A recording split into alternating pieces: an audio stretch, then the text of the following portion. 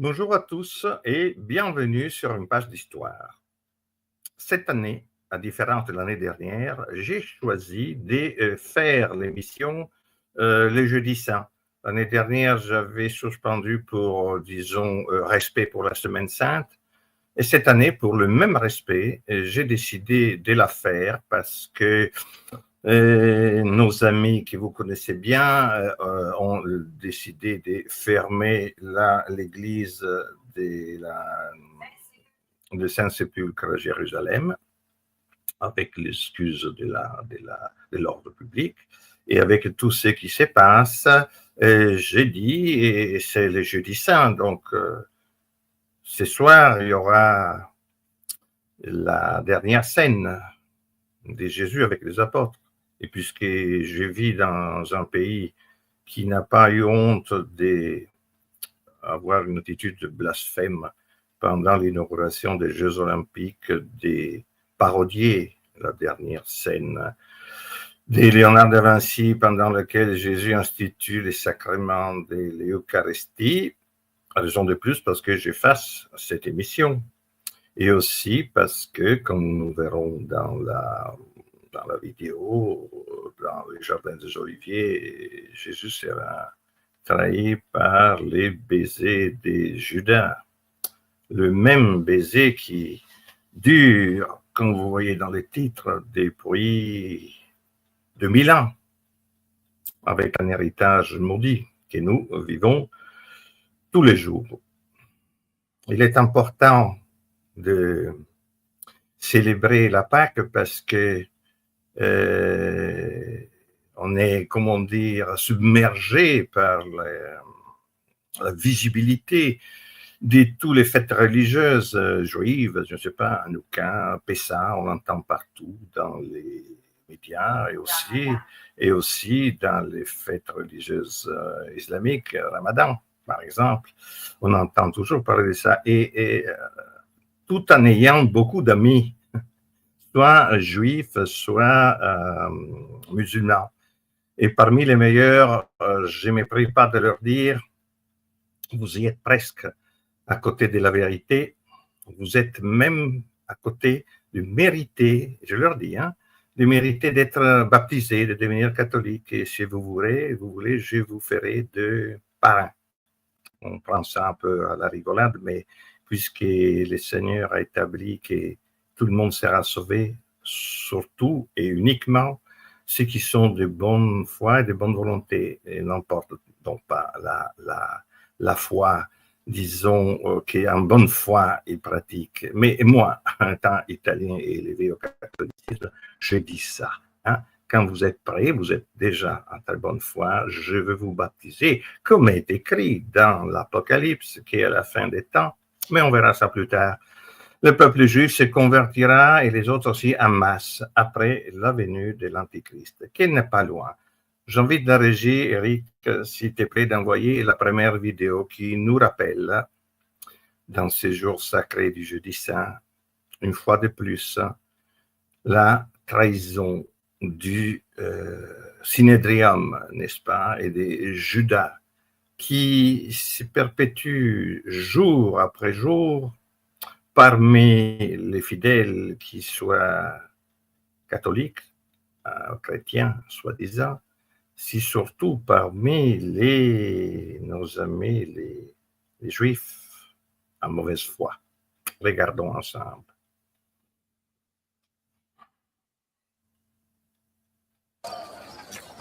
Voici. L'heure vient. Et le Fils de l'homme est remis entre les mains de pécheurs.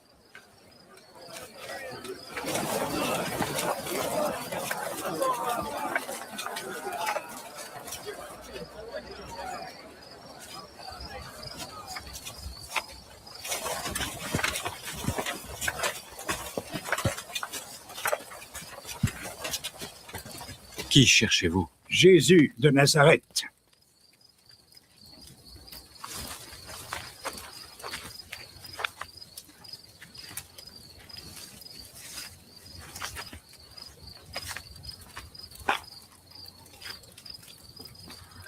Maître,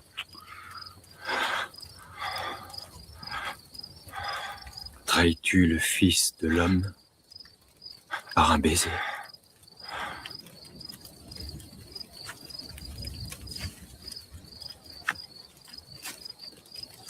Je vous ai dit que c'est moi. Si c'est moi que vous cherchez, laissez ceux-ci partir, afin que s'accomplisse la parole qu'il a dite à leur sujet. Je n'ai perdu aucun de ceux que je t'ai donnés.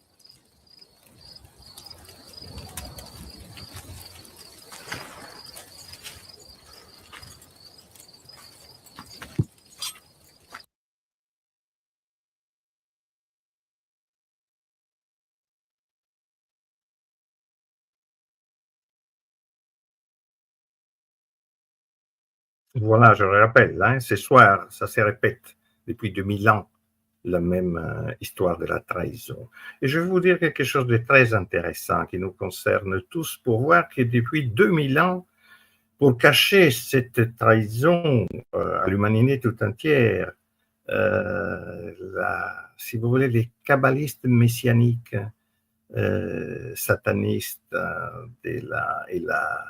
leur bras armé récemment constitué par rapport à l'époque de la maçonnerie, tout ce qui s'est produit, et je pourrais vous le détailler depuis 2000 ans, les événements historiques que nous connaissons, du moins dans la Méditerranée, dans l'Occident, jusqu'à l'époque nouvelle de la découverte de l'autre monde, et après, dans le nouveau monde, s'est réalisé dans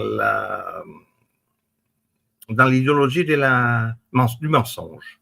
Du mensonge pour cacher ce grand mensonge et pour cacher ce grand péché d'orgueil qui est les responsables du Synhédrium, qui savaient très bien, Anna et Caïphe, que Jésus était Dieu, et ils l'ont tué et crucifié, fait crucifier justement par, comme Lucifer a dit, non serviam, et ils ont été précipités dans l'enfer. Les Synhédrium et tous ceux qui suivent cette congrégation satanique ont dit, nous ne servons pas.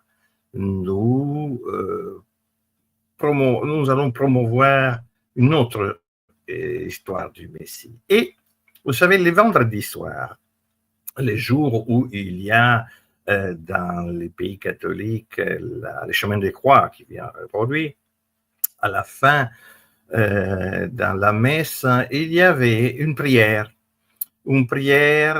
qui s'intitulait Pro Perfidis Judeis, une prière qui a été écrite, si vous voulez, depuis le VIe siècle, de l'époque des Justiniens, si vous voulez, juste un siècle avant l'apparition de l'islam dans la Méditerranée, et après, qui a été, disons, institutionnalisée par le pape Pie V à la fin du 1500, et cette prière est restée dans les missels officiels catholiques jusqu'au pape Jean XXIII,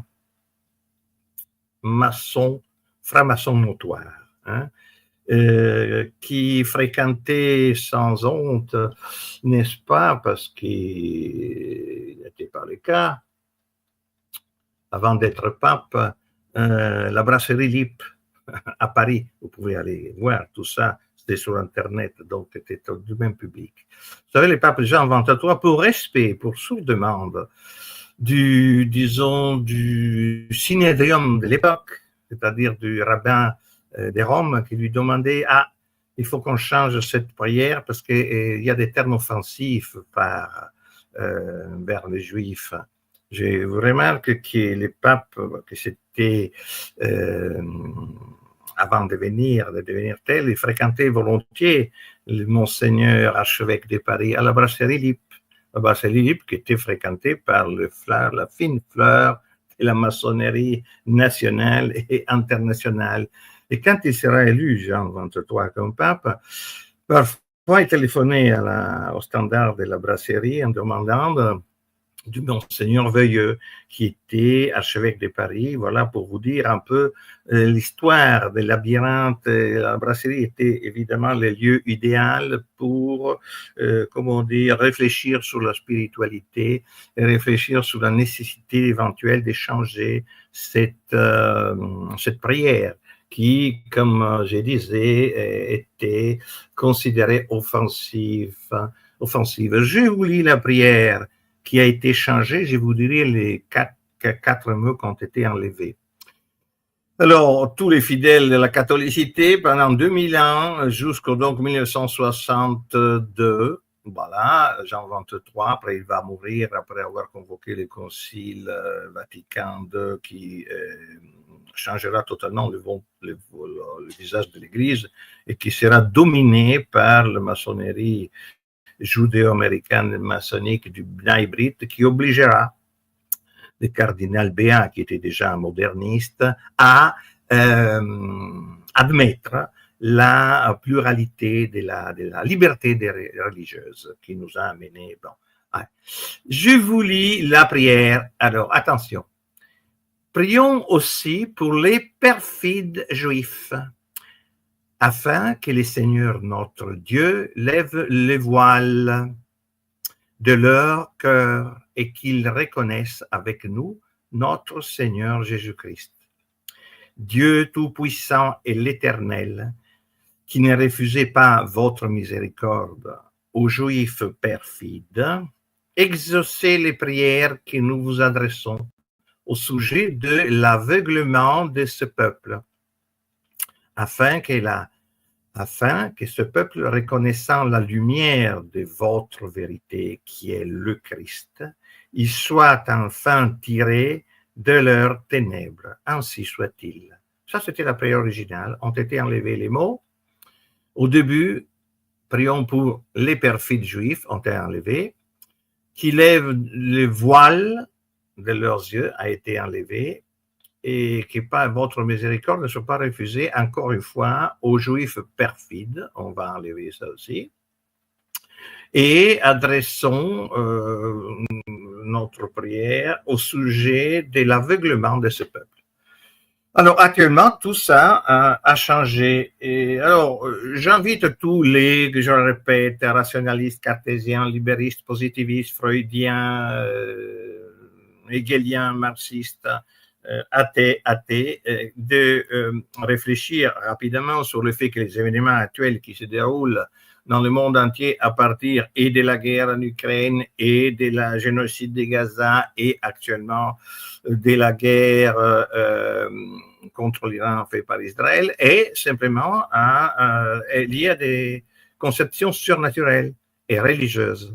Il n'y a aucune, sinon superficiellement, raison très mesquine d'ailleurs, mais économique, si vous voulez, l'augmentation du carburant et de l'énergie pour, si c'était nécessaire, je le répète, détruire encore une fois de plus l'Occident. Mais au fond de tout ça, il y a en réalité un délire qui s'exprime, disons, avec actuellement deux personnages qui font la une depuis très longtemps. J'espère que les résistants aussi qui avaient espéré dans un changement quand en Amérique est arrivé le président Trump, qui trompe tout le monde d'ailleurs, et qui, moi je dis tout de suite, qui n'était pas évidemment ni l'antichrist non plus, ni un prophète de vérité, et Nathanaël, évidemment, lui aussi, ce n'est pas ces personnages qui peuvent être retrouvés dans les prophéties de l'Apocalypse, mais pas de premier plan, parce que nous attendons attendre très peu de temps le vrai antichrist. Vous savez que donc tous les événements actuels sont réglés par cette conception acidique, kabbalistique, apocalyptique, qui a pris sa naissance, comme je vous l'avais dit, à l'époque de la guerre sainte des frères Maccabées.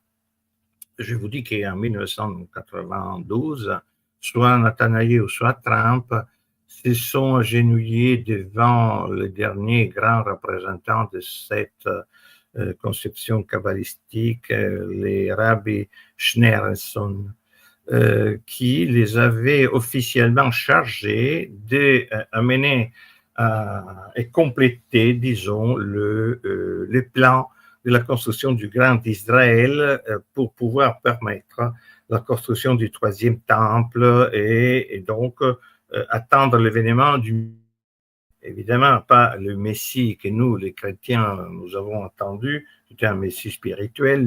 Pour nous, c'était Dieu qui amène la vérité et le salut pour tout le monde. Pour Israël, pour les grands Israël et pour les synodiums de l'époque, c'était, disons, un vrai homme politique, si vous voulez, en général, quelqu'un qui aurait conduit le peuple d'Israël à dominer surtout le Moyen-Orient et dans le monde entier.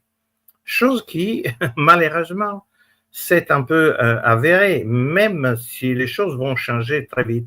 Comme dit les titres, j'espère que toutes les personnes qui ont un minimum de bon sens ne puissent pas imaginer que 2000 ans de tromperie, de méfaits, de guerres, des opérations de Satan, parce qu'il s'agit de la synagogue de Satan qui travaille derrière ça, puissent imaginer qu'avec l'éventuelle et la sûre disparition de l'État d'Israël, parce que l'État d'Israël, il va disparaître, c'est évident.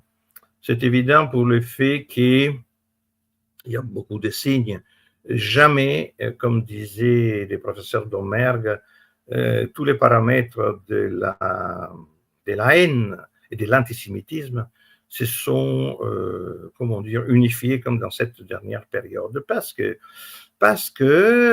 Israël a été obligé à montrer son vrai visage. Et donc, vous ne pouvez pas imaginer que 2000 ans d'héritage, c'est-à-dire toute la réalité économique, sociale, étatique, politique que nous voyons autour de nous, c'est les fruits du mensonge colossal. Mais c'est un horloge mauvais, mais qui tourne, et qui tourne bien. Parce que pour faire, au-delà de tout ce qu'ils nous racontent sur les détroits d'Ormuz ou d'autres choses, avant c'était, je ne sais pas, la Russie méchante. Bon, à part tout ça, l'économie continue à tourner exactement comme avant. Les usines sont fournies de matériel, d'énergie, la distribution de la souffrance dans le monde ne changera pas comme ça d'un jour à l'autre. Hein. Et sachez que pendant que nous blâmons ce qui se passe et les missiles qui sont lancés d'un côté et de l'autre du Golfe Persique, entre moi, j'ai des amis au Koweït qui ne peuvent pas rentrer parce que l'aéroport est bloqué, mais je sais que d'autres qui sont là-bas, leur première préoccupation, encore aujourd'hui, je l'ai déjà dit, c'est le soir où nous allons manger ce soir au restaurant. Hein, parce que ce qui se montre à la télé, ce n'est pas cette panique qui est fomentée, qui est bon. À part ça, la question est une autre. Parce que je n'ai jamais entendu dire par personne, vous savez, je fais très rapidement, mais vraiment très rapidement. Vous vous rappelez donc où ça s'est formé, cette mentalité qui nous a amené aujourd'hui à cette diabolique sionisme, mais c'est la divine providence qui manœuvre aussi en trompant. Il n'y a pas que Trump qui trompe, c'est la divine providence aussi qui trompe les adeptes de la synagogue de Satan. Ceux qui, après avoir enorgueilli, pour avoir vaincu en 134 avant Jésus-Christ les grands rois de Syrie, ils se sont mis dans la tête qu'Israël n'était pas seulement aidé par Dieu, mais il était presque Dieu. En 63, quand Pompée arrive aussi et conquiert la Judée, la soumet à l'Empire romain, il reste dans cette élite judaïque la mentalité d'être au-dessus de toutes les lois humaines, militaires, économiques. Quand arrive le Messie qui avait été prévu par tout l'Ancien Testament, et que les Sinédrium, Anna et Caïpha, les autres le reconnaissent, et qui décident de les tuer pour ne pas perdre la patine d'être l'unique peuple élu dans leurs orgueils, et ils obligent Ponce Pilate s'est lavé les mains parce que ils font un chantage en disant « T'as vu cet homme, il se déclare roi, et quiconque se déclare roi est contre l'empereur. » Alors, Ponce Pilate a pris peur, ça c'est l'histoire. Pris peur parce qu'il était un Italien, lui, il était d'une région un peu particulière, des Abruzzes, une région de montagne très dure, des bergers. Il y a d'ailleurs des chiens très forts qui sont capables de se battre contre les loups et contre les ours qui viennent des Abruzzes. Et Ponce Pilate était un peu de cette lignée et ne supportait pas cette attitude orgueilleuse et effrontée. Et surtout en voyant le mensonge et l'hypocrisie pendant le procès, les faux procès à Jésus, il dit « Je me laverai les mains ». Et les Synhédriens dit « Attention, parce que tu as été déjà réprimandé par l'empereur, parce que quand l'empereur était monté, Octavian Augusto avait donné à Israël une espèce de, comment dire, de lois particulières, c'est-à-dire, par exemple, que Jérusalem, la ville sacrée, donc le temple, était exemptée, disons, de autorité de la part de l'Empire romain, c'est-à-dire que ni les légions, ni quelconque représentant pouvaient rentrer dans l'enceinte sacrée. Et Ponce Pilate, qui n'était pas quelqu'un qui avait froid aux yeux, pour montrer, lui, qui à ces gens orgueilleux et non modestes, qui commandait, c'était l'Empire et c'était l'empereur, il avait fait rentrer dans l'enceinte, sur l'escalier du temple, la garde spéciale des légions romaines, avec les symboles, les faisceaux, l'aigle, et avait reçu l'empereur une protestation de la part du Synhédrium. Ponce Pilate avait été réprimandé, et là on lui dit la deuxième fois, fais attention, cette fois-ci, tu ne feras pas crucifier cet homme que nous avons décidé de faire crucifier, tu vas avoir des problèmes. Et ça a été comme ça. Donc, ça continue, cette arrogance, jusqu'au, comme vous savez, à la nouvelle révolte de l'année 67 après Jésus-Christ, laquelle portera à la destruction de la part des troupes de Tito et Vespasien, les deux généraux qui sont empereurs d'ailleurs de la 10e Légion du Temple. Et là, ça commence cette grande tromperie parce que la diaspora, qui n'était pas aussi totale encore à l'époque de la destruction du temple, elle deviendra totale après la révolte de Béthard. Vous vous rappelez, quand, encore une fois, les Juifs se révolteront à l'Empire et cette fois-ci, l'empereur Adrien, nous sommes en 150, voilà, sont à 132, 136 après Jésus-Christ. Cette fois-ci, l'Empire romain, les grands ennemis de l'arrogance juive, décide non seulement d'empêcher, mais de disperser vraiment cette fois-ci le peuple juif dans l'entière Méditerranée. Et ça a été le commencement de quelque chose qui a duré jusqu'à la fondation de l'État d'Israël en 1948. Remarquez qu'à partir de ces moments-là, les Juifs qui avaient une très grande importance, à Rome, il y avait 10% de la population à l'époque de l'Empire qui était d'origine juive, et déjà comme à nos jours, n'est-ce pas, ils avaient un peu les mains sur ce qui concernait l'argent, la monnaie, les prêts, les trafics. Beaucoup d'empereurs se sont servis de la communauté juive de Rome pour l'exercice du pouvoir. Mais toutes les villes importantes de l'Empire romain, qui à l'époque comptaient environ 80 millions de personnes, comptaient un bon pourcentage des Juifs, tous ceux qui avaient été dispersés par la grande diaspora, qui était un grand avantage pour eux, pour la simple raison que s'ils pouvaient subir, comment dire, des pogroms, pas vraiment, ça à l'époque, c'était pas comme ça, mais en étant un peuple très intelligents, très instruits, très convaincus d'être les peuples élus. Et ils avaient été élus avant la crucifixion de Jésus. Le peuple maudit à cause de la trahison qu'ils avaient fait. Mais ils étaient bien décidés, ces peuples qui étaient totalement soumis à la nouvelle loi talmudique élaborée par ces rabbins qui avaient tout l'intérêt de maintenir ces mensonges et donc de prendre en main déjà à l'époque de l'Empire romain ce qui était le secteur monnaie, prêt, commerce important. Dans l'Apocalypse, on dit que Satan, qui les guidait, pas parce qu'ils étaient les plus méchants, mais parce que c'était le peuple le plus adapté à comment dire, à réaliser les plans de Satan, disait que les clés de l'enfer auraient été fermées, les chaînes, pendant 1000 ans.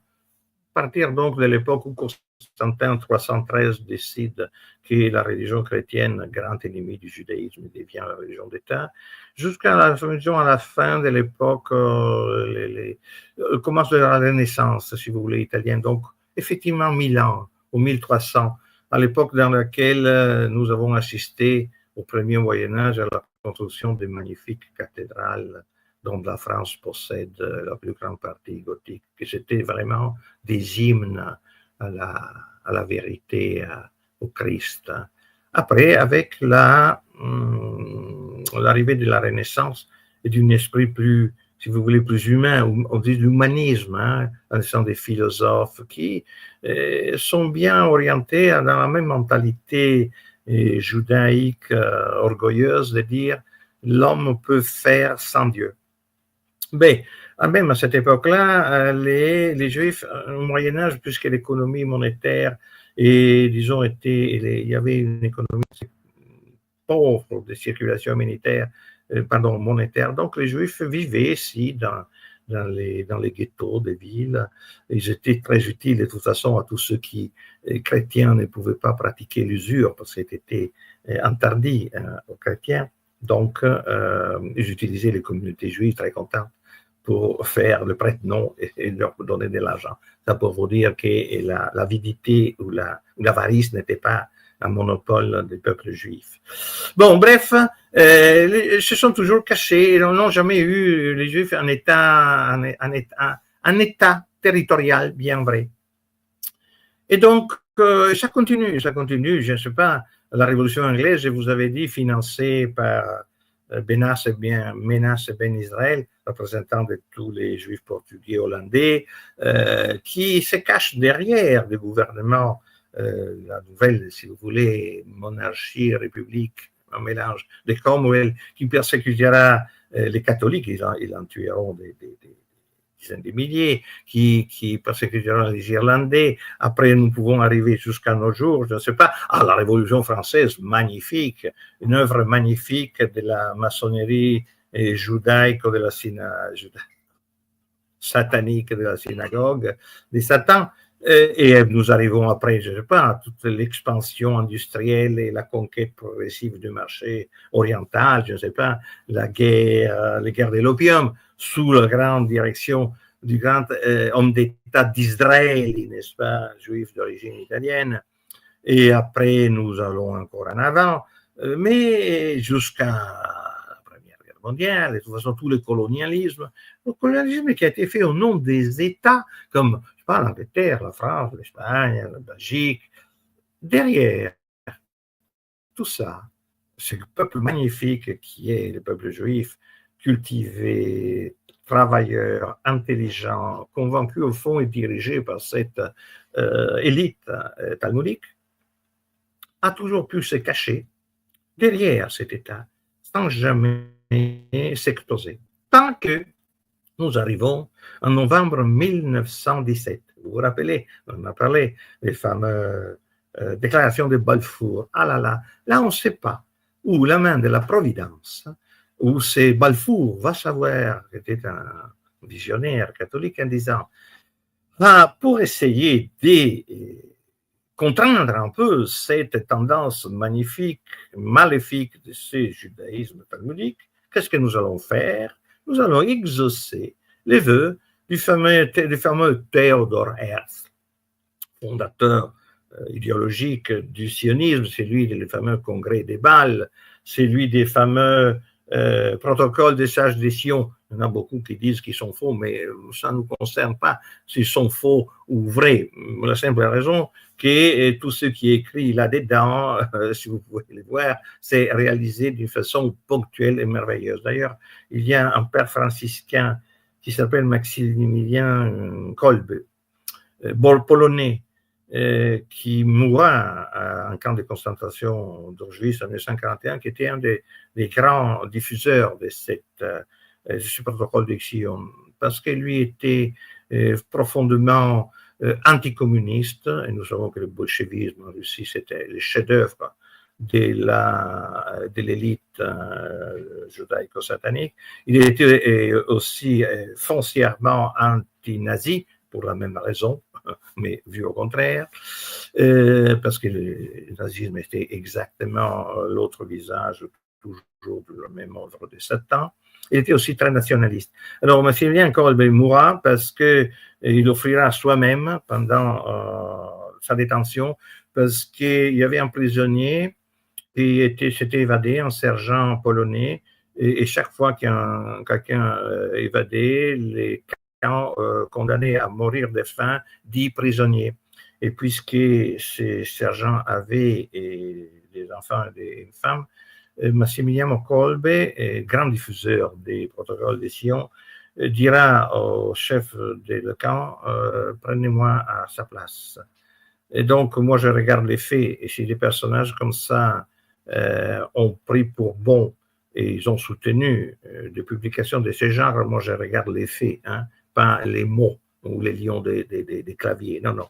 Massimiliano Kolbe sera renfermé dans une cellule dans laquelle il restera qu'avec 10 autres prisonniers plus de 10 jours sans boire, sans manger, et quand tous les autres seront morts, et ils le trouveront encore en vie, et il sera fini avec une piqûre de phénol. Bon, ça c'est pour la petite histoire. Donc, à partir de cette idée de Balfour, si vous voulez, inspirée peut-être par la grande providence, va savoir, divine. En 1948, après des années de terrorisme, parce qu'il ne faut pas oublier, n'est-ce pas, qu'en Palestine, par exemple, le mouvement Beta, qui était paramilitaire, formé sous Mussolini, à Civitavecchia, dans les années 30, sous la croupe de Jabotinsky, tous des grands personnages. Donc, Balfour, pour contenter Chaim Weizmann, le futur président premier de l'État d'Israël, qui avait commandé au compte de Rothschild en Angleterre, cette idée de faire finalement cet État en Palestine. Ah, magnifique. On ne sait pas, que nous le trouvons maintenant sur le dos. Mais le calcul de la Providence a été peut-être, puisque jusqu'à présent, ils se sont toujours cachés et ont toujours joué les rôles de persécutés, des victimes des pogroms, de ceux qui ne sont jamais derrière les choses les plus immondes que l'humanité a accomplies, guerre, révolution, tuerie, génocide, comme celui des Arméniens, par exemple, derrière lequel il y avait aussi un certain Parvus qui a financé les bolcheviks en même temps et qui était l'homme des têtes de l'Empire ottoman. Bon, pas grave. Et puis, on va leur donner l'État. Et ils lui ont donné un État, l'autorisation de le faire. Et finalement, ils se sont concentrés là. Actuellement, il y a 10 millions des juifs abusifs. Hein. Ils ont déporté, pour faire ça, 700 000 Palestiniens, ils les ont fait presque mourir de faim en les transférant dans le désert de Syrie, mais sans aucune importance. Après, il y a eu les guerres de 6 jours. Bon, de toute façon, là, c'était encore une guerre de défense. Personne n'était encore en disant l'Israël est toujours persécuté, même maintenant qu'ils veulent faire leur État. Comme vous voyez, les pauvres. Bon. Et ça a commencé, ça a continué jusqu'à ça, les guerres qui ont continué à être faites par les autres. Et derrière, ils étaient eux. Je ne sais pas, la guerre en Afghanistan, toutes les guerres du Golfe, tous les attentats terribles, les guerres qui se font maintenant, la guerre en Ukraine, encore, la guerre en Ukraine, ce n'était pas leur responsabilité. Il y a toujours quelque chose qui est mis devant. des hommes des pailles ou des États, si vous voulez, des pailles sans le savoir. Mais ils n'étaient pas en première ligne. Donc, c'était toujours persécuter les plus intelligents, les peuples élus dans leur mentalité, et qui, à travers la grande force de la communication, ils ont transmis à l'humanité tout entière. Jusqu'à quand? Ah, magnifique. Jusqu'à quand la divine providence, hein, elle a dit, nous allons inspirer dans cette tête tarée des hommes politiques, style Netanyahou, disciples des sataniques, hassidiques, ceux qui ont fait les tunnels à Brooklyn, voilà, etc., de faire une guerre, parce que c'est devenu le moment maintenant de faire la guerre au grand jour pour construire le grand Israël. Et donc on commence pour génocider et là Gaza. Remarquez qu'ils sont partis avec la même idée, dit cette fois-ci aussi on va partir comme des victimes. On fait voir qu'Hamas arrive et qui nous envahit, qui nous tue les enfants, etc., etc., et qui nous, donc, on répond d'une manière disproportionnée, vous savez, mais vous comprenez, la guerre, il y a des effets collatéraux, donc on bombarde, on détruit, etc. Bon, on a quand même tué 80 000 personnes civiles, innocents, femmes, enfants, etc., mais c'était toujours des dégâts collatéraux. La chose magnifique, c'est qu'en ayant, comme d'habitude, le pouvoir de contrôler l'information dans le monde entier, les moyens de paiement Switch international, la monnaie numérique, l'énergie à travers leurs banques, les relations, leurs grandes sociétés, nous, on obligera encore à montrer au monde entier, et c'est autre montrer comme une victime, jusqu'à l'absurde le plus total. Effectivement, ils ont soumis, ils ont co-infecté, ils ont pris avec eux dans cette baiser maudit des trahisons divines le monde entier. Parce que je vous rappelle que pendant des années, 2 ans, personne en Occident n'a dit rien. Israël, c'est la bonne raison. Jusqu'à quand encore il y a un mois, ils ont commencé à bombarder l'Iran avec l'aide de l'Amérique. En réalité, l'Amérique était encore la vieille tactique de se cacher derrière une puissance qui, elle, fait le travail pour eux. Mais, puisqu'ils ont jugé, selon leur vision apocalyptique, que c'est arrivé le moment de se manifester, de montrer que nous n'avons plus honte de ce qu'on fait. Et des victimes, on devient des bourreaux.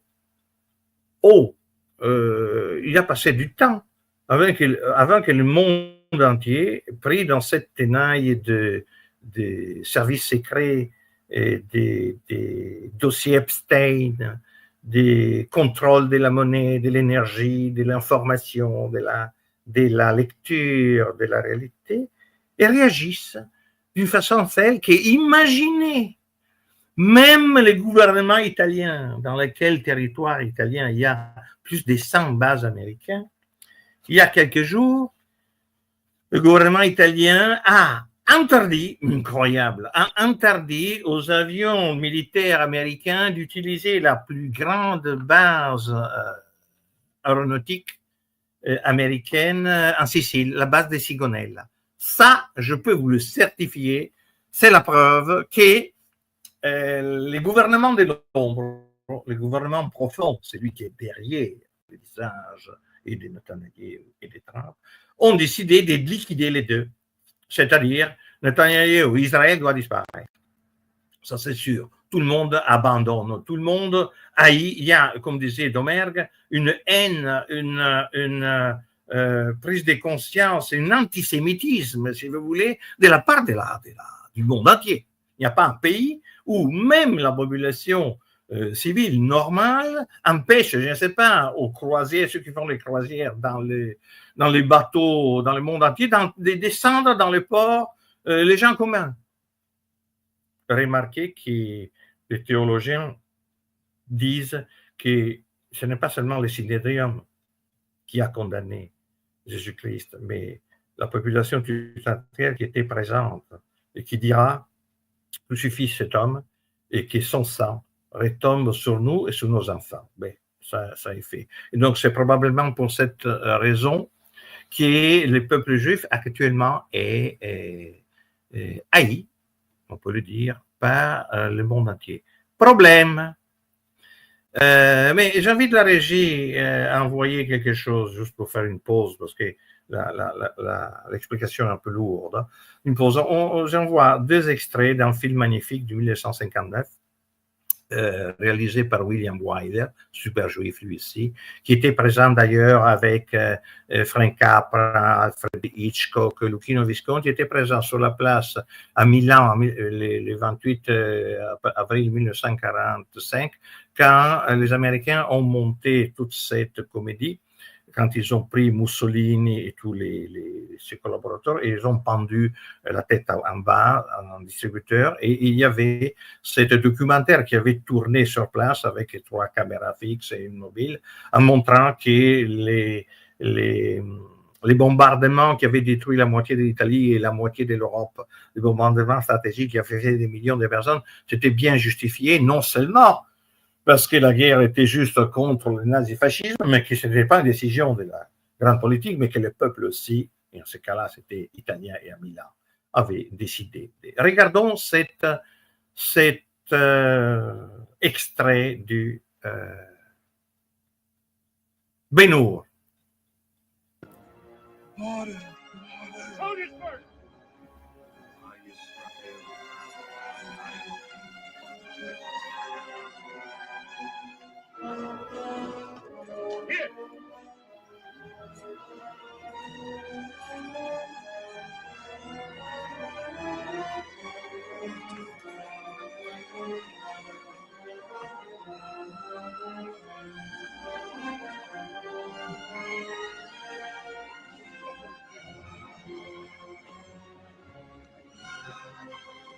Wait! No water for him.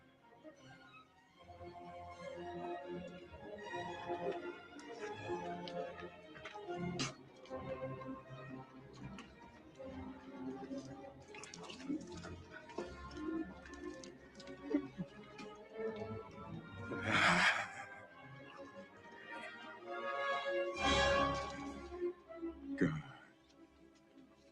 help me.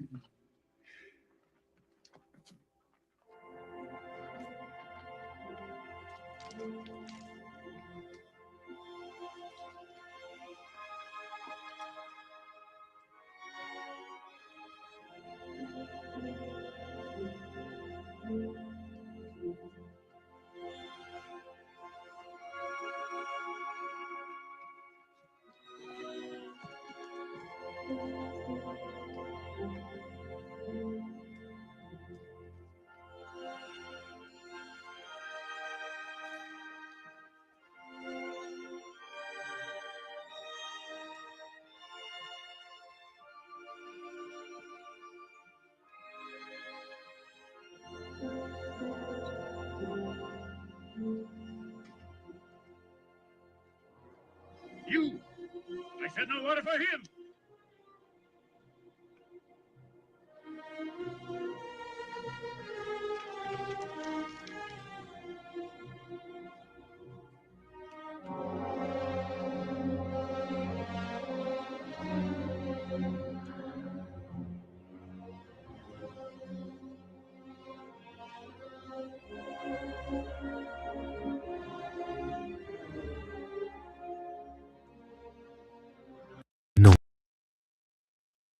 Ben-Hur, c'est un prince juif. Hein. C'est un livre qui est tiré d'un l'auteur s'appelait Lewis Wallace, un Américain franc-maçon qui avait été général même, et ambassadeur général des armées nordistes et qui avait été ambassadeur dans la Turquie, avait écrit un livre. Bon, les films qui 1959, c'est 10 ans après la création de l'État d'Israël. Il fallait montrer quand même que effectivement, les prophéties qui disaient qu'à la fin des temps, Israël se serait converti en masse au catholicisme. Dans cette histoire, on voit ce prince judaïque, israélite, qui, ami d'un consul romain, étant justement accusé d'attentat à la vie du consul, et sera envoyé aux galères. Et pendant cette calvaire, si vous voulez, de ce prince, pour une question d'histoire un peu bizarre, il revient des galères comme fils adoptif d'un consul romain qui lui avait sauvé pendant une bataille navale. De toute façon, il revient et il demande à son ex-ami Massala, qui mourra dans le cirque en courant contre lui avec la course des chevaux, des bigues, etc. Il lui demande où sont sa mère et sa sœur, qui avaient été arrêtées à l'époque, à la même temps quand lui avait été amené aux galères. Et Massala, il dit, je fais une recherche, il a peur, parce qu'il lui était devenu fils du consul romain. Et donc, il lui dit, il faut faire des recherches, et découvre que la fille, que la mère et la sœur des Bénour sont encore vivants, mais ils ont la lèpre. La lèpre, et ils sont dans les camps des lépreux à côté de Jérusalem. Bon, Bénour ne le sait pas tout de suite, mais finalement, dans l'histoire, elle arrive à le savoir, mais c'est un grand, comment dire, une déception, c'est une souffrance énorme, en disant je suis victime de l'injustice. Dans ces cas-là, Rome, comme d'habitude, a été les bras qui m'a fait perdre tout mon espoir, toute ma vie. Et la faute, c'est de mon ami, ex-ami Messala. Et sa sœur, sa future épouse, lui fait croire en réalité que la mère et la fille sont mortes, pour ne pas lui exposer à cette douleur de le voir lépreux. Mais il arrive à savoir qui sont vivants.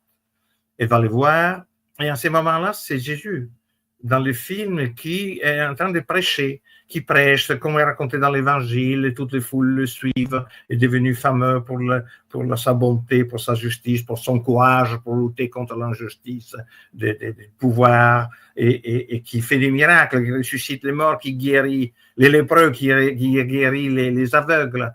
Et donc, cette fiancée, si vous voulez, lui dit, allons voir le Christ. Allons voir, on ne peut pas encore regarder cet homme qui a l'air d'être un Messie, d'être le Messie. C'est dans les films, fait par des Juifs, des super Juifs. Bon, mais ça, Bénour a perdu tout espoir, c'est quelqu'un, mais dans l'extrait que vous avez vu, Jésus, on le voit, on comprend, lui donne à boire. Et c'est comment dire, cette eau, c'est la vérité qui l'accompagnera pendant tout son calvaire. Et quand sa fiancée lui dit, allons voir cet homme, il a une illumination. Il a un doute. Il dit, il n'y a pas d'espoir pour ma mère et ma sœur, mais quand même, si tu peux envoyer le deuxième extrait, très beau aujourd'hui, parce qu'on va voir les scènes du chemin des croix, dans lequel Bénour, il risque aussi pour aller faire le même geste que Jésus avait fait quand lui était désespéré parce qu'il était en train de mourir de soif. Et lui, il se penche vers le Christ qui mène sa croix dans le chemin de croix et il va aussi lui donner à boire. Et il y a un échange de regards parce que lui, il ne sait pas que c'est le même homme. Et il dit, en le regardant, parce qu'il se regarde, il dit, mais je connais cet homme. Et après, je vous dirai la fin. Allez, Eric, si tu peux envoyer le deuxième extrait.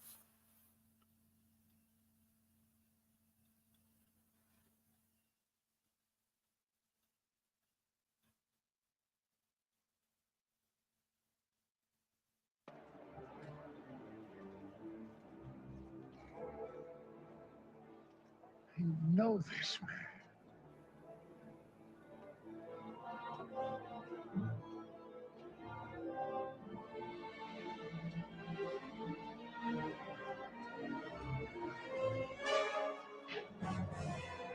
Will someone help him?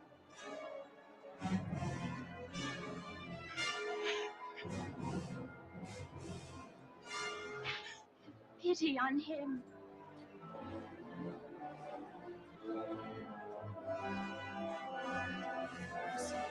Have mercy.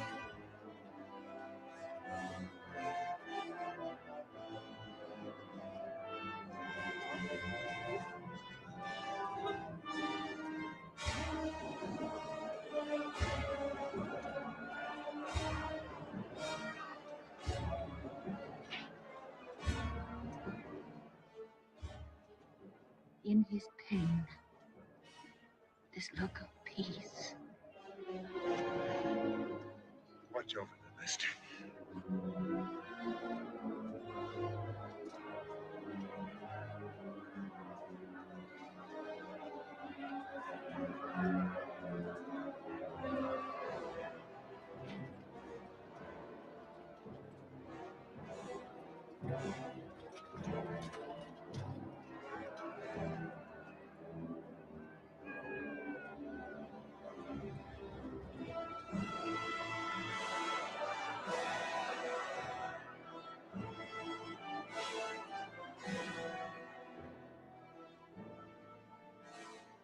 We must go back. I brought you here to this when I hoped. You haven't failed, Esther.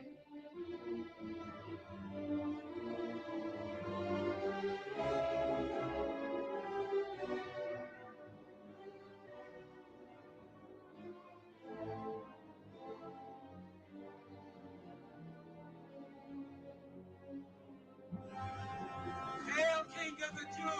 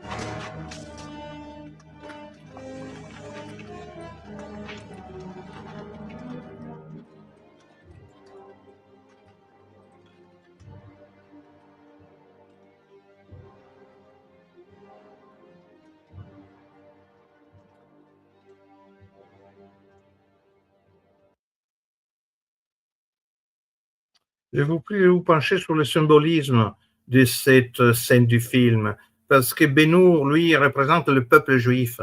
C'est lui à qui Jésus, dans la première vidéo, lui donne la vérité. Et là, c'est à nouveau Ben-Hur que c'est le peuple juif qui reconnaît en Jésus, quand il le regarde, il le reconnaît et il reconnaît la parole de vérité. Parce que la fin du film, c'est que Ben-Hur il s'est converti au catholicisme, parce que quand il revient quand même plein de doutes dans sa ancienne maison, il retrouve sa mère, sa sœur guérie de la lèpre parce que elles étaient allées, les sœurs, voir la crucifixion de Jésus-Christ. Et quand les nuages feront éclater la tempête, l'eau tombera, les voiles du ciel, du temple se déchireront de la poitrine de Jésus. Voilà, là c'est la synagogue de la statue qui se trouve à Notre-Dame, c'est l'Enlacé, où on montre la synagogue de Satan, de la prière que je vous ai dit. Vous voyez les serpents qui aveuglent le peuple juif et lui empêchent de voir la vérité. Et bien, dans les films, je ne sais pas si elle est encore là après qu'ils ont incendié la cathédrale, mais elle est dans la cathédrale Notre-Dame de Paris. Donc, dans les films, donc, qui est fait par des Juifs en 1959, l'épilogue, c'est que la mère et la fille, comme je vous disais, sont allées en bas du calvaire. L'eau et le sang qui jaillit de la poitrine que les soldats romains du Christ perfore avec sa lance, les sangs tombent et la mère et la fille touchent cette eau et ce sang qui ruisselle, et quand elles se découvrent, elles se regardent, elles sont guéries. Elles sont guéries de la lèpre. Comment dire, la lèpre spirituelle. Et comment dire que Ben-Hur, que c'est le peuple d'Israël qui a été sauvé, comme on voit dans la vidéo du Christ, reconnaît à la fin de ce film, 3 heures, le film, que le peuple d'Israël, que le Christ, cet homme, le Christ, est vraiment la vérité, la vie et le chemin de la vérité, et ils se convertissent. Alors, bon, Eric, si tu peux envoyer, parce que l'héritage, comment dire, maudit que nous avons encore à supporter, si vous voyez, parce que la venue de l'Antichrist qui est préconisée non seulement par les rabbins talmudiques, mais dans l'Apocalypse, et qui apparemment elle est comment dire, très près de chez nous, avant que ça se réalise, ils passeront, comme dit l'Apocalypse, 2 temps, un temps et un demi-temps, donc 42 mois, 3 ans et demi. L'Antéchrist n'est pas encore venu. Mais quel est l'héritage maudit? Parce que 2000 ans de mensonges, des abrutissements ont donné dans le monde entier. Écoutez, cet extrait est tiré de Gunther Anders, qui parle de l'humanité actuelle. Un État totalitaire vraiment efficient serait celui dans lequel le tout-puissant comité exécutif des chefs politiques et leur armée de directeurs aurait la haute main sur une population d'esclaves qu'il serait inutile de contraindre parce qu'ils auraient l'amour de leur servitude. Un État totalitaire vraiment efficient serait celui dans lequel le tout-puissant comité exécutif des chefs politiques et leur armée de directeurs aurait la haute main sur une population d'esclaves qu'il serait inutile de contraindre parce qu'ils auraient l'amour de leur servitude. Voilà ce qui s'est passé pendant ces 2000 ans.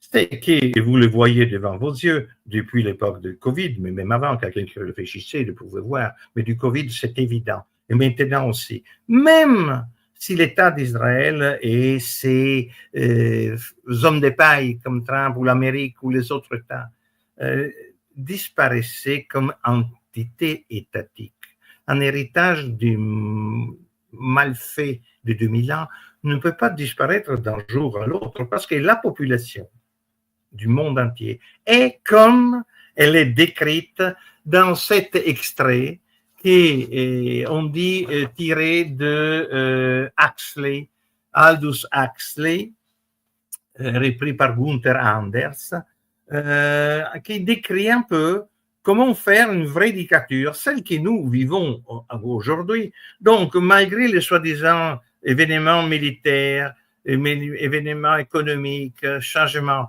la population mondiale est comme elle est décrite dans cet extrait que j'invite Eric à envoyer. Écoutez bien mot par mot, parce qu'on peut se reconnaître là-dedans actuellement les résultats du travail de la synagogue de Satan. Gunther Anders écrit : pour étouffer par avance toute révolte, il ne faut pas s'y prendre de manière violente. Les méthodes du genre de celles d'Hitler sont dépassées. Il suffit de créer un conditionnement collectif si puissant que l'idée même de révolte ne viendra même plus à l'esprit des hommes. L'idéal serait de formater les individus dès la naissance, en limitant leurs aptitudes biologiques innées. Ensuite, on poursuivrait le conditionnement en réduisant de manière drastique l'éducation, pour la ramener à une forme d'insertion professionnelle. Un individu inculte n'a qu'un horizon de pensée limité, et plus sa pensée est bornée à des préoccupations médiocres, moins il peut se révolter. Il faut faire en sorte que l'accès au savoir devienne de plus en plus difficile et élitiste, que le fossé se creuse entre le peuple et la science, que l'information destinée au grand public soit anesthésiée de tout contenu à caractère subversif, surtout pas de philosophie. Là encore, il faut user de persuasion et non de violence directe. On diffusera massivement, via la télévision, des divertissements flattant toujours l'émotionnel ou l'instinctif. On occupera les esprits avec ce qui est futile et ludique. Il est bon, dans un bavardage et une musique incessante, d'empêcher l'esprit de penser. On mettra la sexualité au premier rang des intérêts humains. Comme tranquillisant social, il n'y a rien de mieux. En général, on fera en sorte de bannir le sérieux de l'existence, de tourner en dérision tout ce qui a une valeur élevée, d'entretenir une constante apologie de la légèreté, de sorte que l'euphorie de la publicité devienne le standard du bonheur humain et le modèle de la liberté.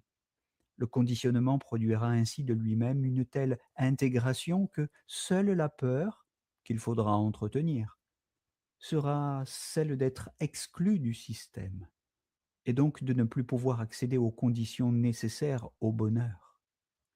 L'homme de masse, ainsi produit, doit être traité comme ce qu'il est, un veau, et il doit être surveillé comme doit l'être un troupeau. Tout ce qui permet d'endormir sa lucidité est bon socialement. Ce qui menacerait de l'éveiller doit être ridiculisé, étouffé, combattu.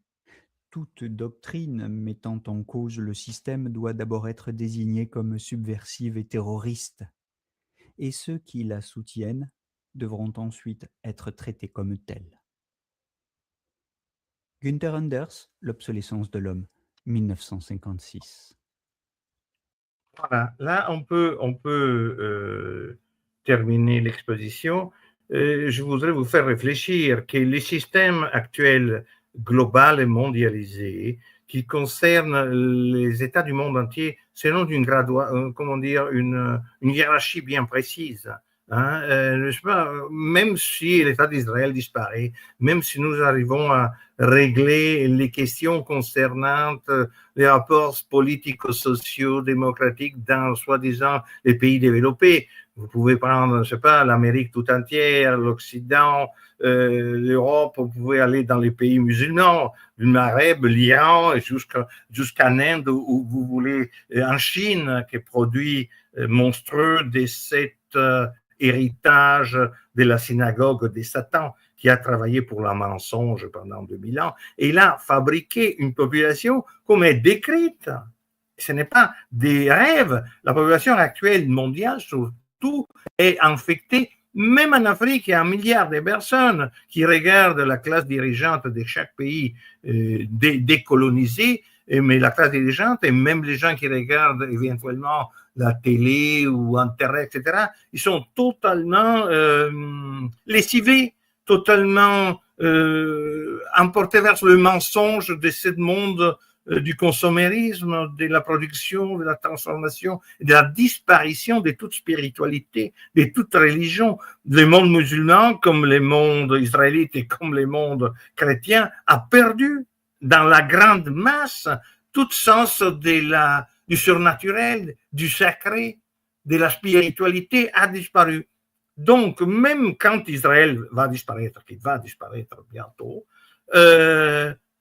en Afrique, il y a 1 milliard de personnes, les 80% n'ont pas actuellement, donc ils continueront à ne pas avoir, à bénéfice de nous, les maîtres occidentaux, ils n'ont pas eau potable, ils n'ont pas électricité, ils n'ont pas une autonomie alimentaire, ils n'ont pas des soins médicaux, c'est-à-dire la catastrophe mondiale, cet héritage maudit.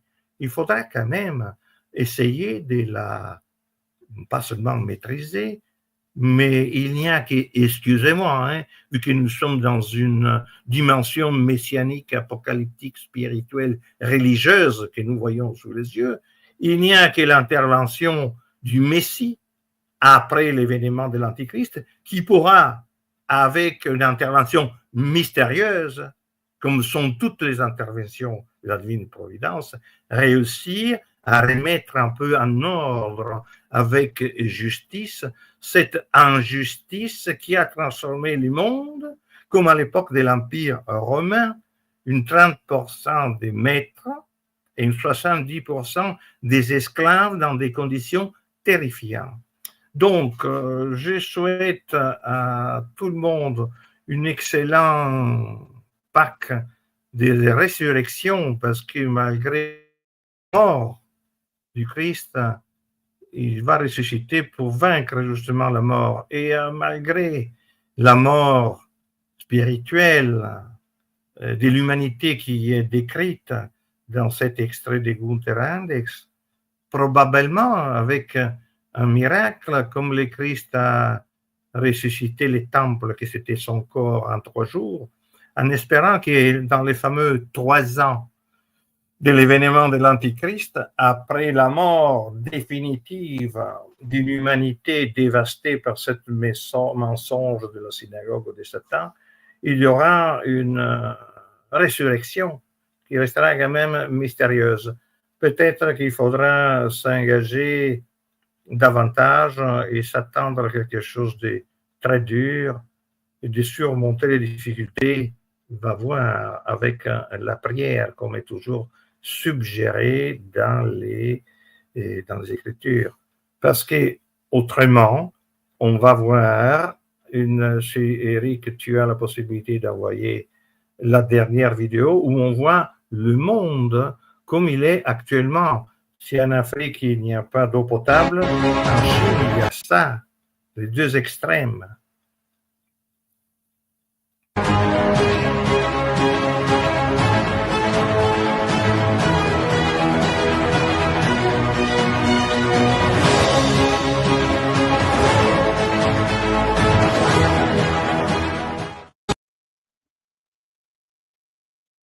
Tout ce qui est produit aujourd'hui est fait de cette manière-là.